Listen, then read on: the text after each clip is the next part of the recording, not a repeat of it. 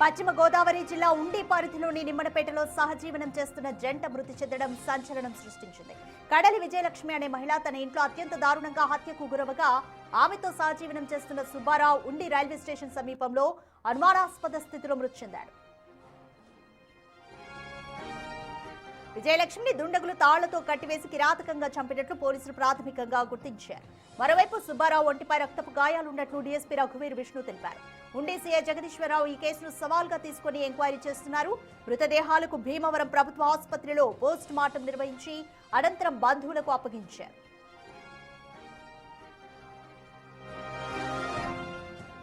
మృతుల శరీర భాగాలను మంగళగిరి ఫోరెన్సిక్ ల్యాబ్ కు పంపారు. ఫోరెన్సిక్ నివేదిక వచ్చిన తర్వాత ఇది హత్యనా లేక ఆత్మహత్యనా అన్న విషయంలో పూర్తి స్పష్టత వస్తుందని డీఎస్పీ తెలిపారు. ప్రస్తుతం ఈ ఘటనపై ఉండి పోలీసులు వేరువేరు కేసులు నమోదు చేసి లోతుగా ఎంక్వైరీ చేస్తున్నారు.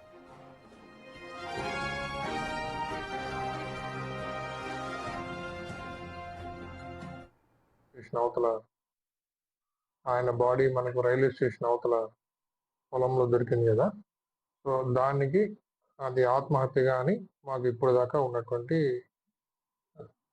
సాక్ష్యాధారాలు.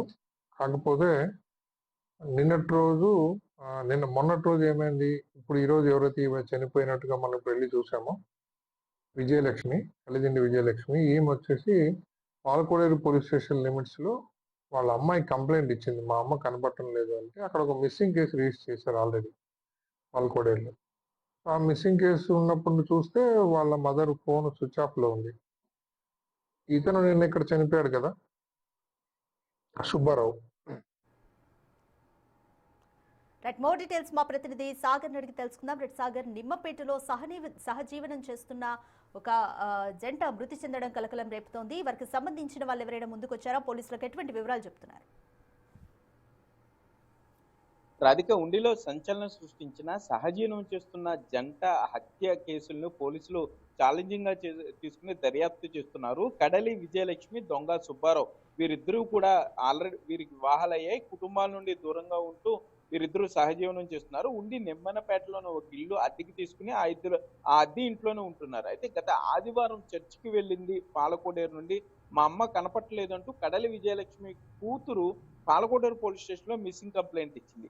అదే ఆదివారం ఆ దొంగ సుబ్బారావు ఉండి రైల్వే స్టేషన్ పరిసరాల్లో అనుమానాస్పద స్థితిలో మృతి చెంది ఉన్నాడు. అతని దగ్గర అప్పుడు 3 సెల్ ఫోన్లతో పాటు ఒక ఇంటి తాళాన్ని పోలీసులు స్వాధీనం చేసుకున్నారు. దొంగ సుబ్బారావుకి సంబంధించి కుటుంబ సభ్యులను, అంటే అతని బాడీ పేరు ఐడెంటిఫై చేసిన తర్వాత వారికి ఫోన్ లో తెలియజేసి ఆ మృతదేహాన్ని భీమవరం ఏరియా ఆసుపత్రికి తరలించారు పోస్ట్ మార్టం ప్రక్రియ నిమిత్తం. సోమవారం రోజు, అంటే దొంగ సుబ్బారావు దగ్గర ఉన్నటువంటి ఫోన్లను దొరికినటువంటి ఆ స్పాట్ లో దొరికిన ఫోన్లు స్విచ్ ఆన్ చేయంగానే చనిపోయిన కడలి విజయలక్ష్మి కూతురు వరుస ఫోన్లు చేస్తుంటూ ఆమె తల్లి ఎక్కడుందని అడగ సుబ్బారావుతోనే సహజీవనం చేస్తుంది అంటంతో సుబ్బారావు గురించి తరోగా ఎంక్వైరీ చేసి ఉండి నిమ్మనపేటలో అతను ఒక గదిలో ఉంటున్నాడు రేకుల షెడ్లో అని అక్కడికి వెళ్ళి తలుపులు తీసిన పోలీసులు ఆశ్చర్యానికి గురయ్యారు. ఎందుకంటే అక్కడ కడలి విజయలక్ష్మిని అత్యంత దారుణంగా తాళ్లతో కట్టివేసి మెడకు ఉరివేసి చాలా మృతదేహాన్ని ఇంచుమించుగా వెనక్కి మడత పెట్టి మరి అత్యంత ఘోరంగా కిరాతకంగా హత్య చేశారు. ఆ శవం కూడా, మృతదేహం కూడా కుళ్ళిపోయిన పరిస్థితుల్లో ఉండటంతో ఇది జరిగి 2-3 రోజులు అయి ఉండొచ్చని పోలీసులు ప్రాథమికంగా గుర్తించారు.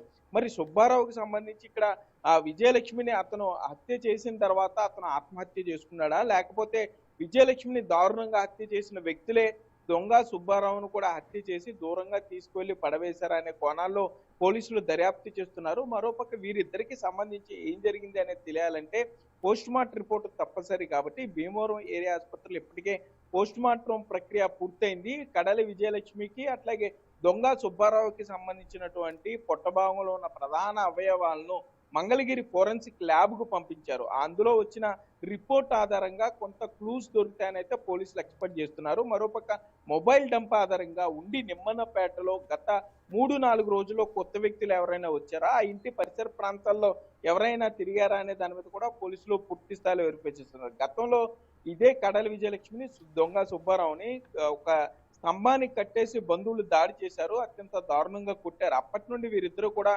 కొంత ఎవరికి కనపడకుండా వెళ్ళిపోయిన పరిస్థితి ఉంది.